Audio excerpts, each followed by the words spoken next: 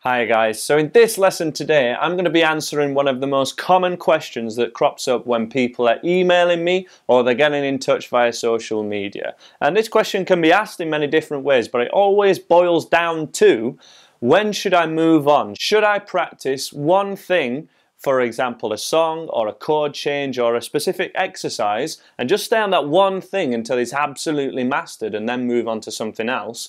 Or is it okay to move on before you've really got something nailed? Should I move on to the next song before this first song is totally nailed? Now there's a couple of aspects to this question that I want to answer, but first of all I just want to make it really clear.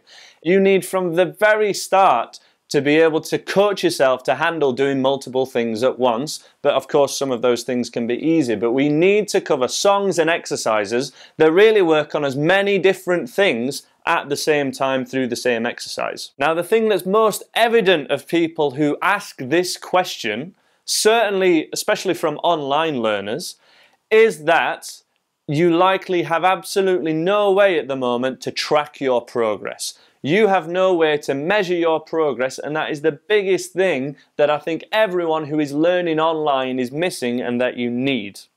You should be tracking your process, if not daily, then weekly, monthly and yearly. And I'm going to give you my 5 ways as how best to track your progress so that you know when you can be moving on to the next exercise or whether you need to work on something a little bit more. You can be far more goal orientated and tick things off the list when you can measure them. Without measuring your progress, you will be unaware of the things that you will need to change and when you need to make a change because something isn't working.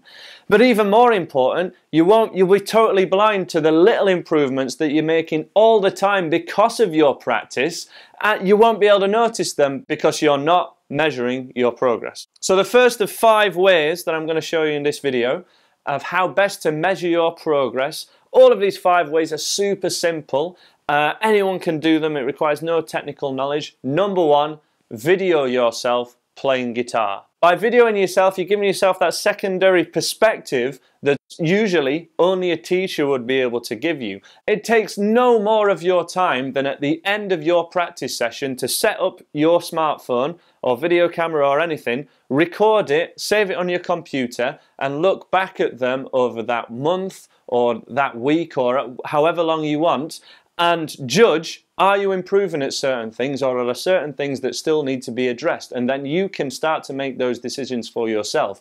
This is the biggest thing that a teacher would give you, and I'm allowing you to give you that yourself, but you need to take the time just to video yourself at the end of the lessons. The second biggest thing I would say that a teacher would give you as well is to record you and give you feedback on your recording. Now this can take a little bit more expertise. You can do it just with a smartphone. There's loads of cool apps just to record yourself, plug in straight into your smartphone and record on there. My smartphone has GarageBand on it. That's really useful. You can plug straight into it.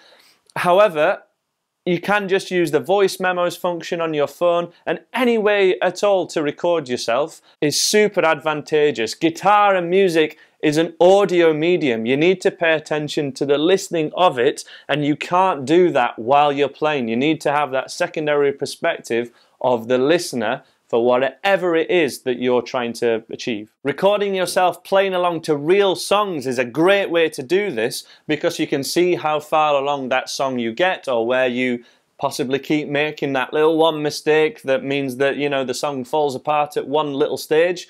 Perhaps when you get after the chorus you forget what's coming next, and it allows you to address that one little bit, whereas without recording yourself you wouldn't realize that it's that section that needs the most attention. Number 3, a great exercise that I use with my private students that I got from Justin Guitar's website is 1-minute changes. So timing how many times you can change between any 2 or 3 different chords. You can even do this with bar chords if you want, but that's a really great exercise just to work on chord changes, for an example. And because you get a number that you then have to beat, it's a great way to measure your progress. Super easy to do. That's a fantastic exercise called 1-minute changes. 4th best way to measure your progress is to perform, whether this is just in front of your family or friends, you know, in the house, or performing in front of your girlfriend or something, seeing if you can get through the whole song, even through to performing at an open mic night, for example, or a real gig where you're sort of getting up on a little stage or possibly in front of a microphone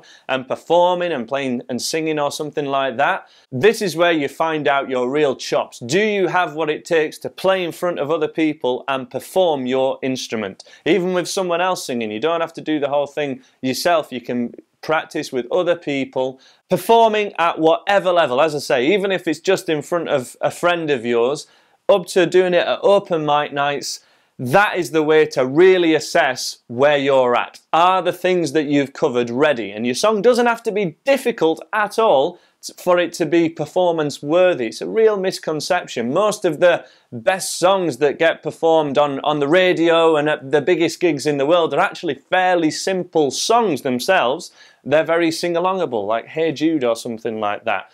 But the important thing is, can you get through that performance comfortably while making it come across to the audience and be a good performance, and not being too focused on the technical aspects? Are those things automatic by the time you're performing them? And finally, number 5, the best way to measure your progress and the best way to get the most progress in the shortest amount of time: playing with other people. Practicing guitar with other people is absolutely the best way to supercharge your progress, because it brings in peer pressure. There's nothing like arranging to play guitar and just have a jam with one of your buddies, for example on a Sunday, that makes you practice every night that week to make sure you're going to be alright for that Sunday and you're going to know what you need to be able to play.